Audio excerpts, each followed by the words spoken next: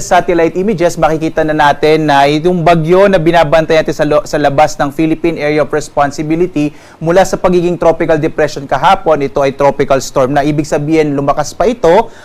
sa kategorya ng mga bagyo after po ng tropical depression ay tropical storm na ito at ang susunod dito ay severe tropical storm. So ngayon may international name siya na bibingka. Ibig sabihin po pala ng bibingka, ito ay parang puding o parang bibingka rin dito sa atin sa bansa at ito ay nagmula naman sa Macau, China. Ito po yung nagbigay ng pangalan nitong bagyong ito. Samantala, makikita natin patuloy pa rin yung epekto ng southwest monsoon o hanging habagat, partikular na sa may kanlurang bahagi ng ating bansa, habang sa silangang bahagi ng ating kapuluan ay nakakaapekto na itong kaulapan na dala ng bagyong si Bibingka. So, posible magkaroon ng maulap na kalangitan na may mga pag-ulan lalong-lalo na sa may bahagi ng Eastern Visayas, gayon din sa ilang bahagi ng Bicol Region at Caraga sa araw na ito, at posible nga sa pagkilos ng bagyong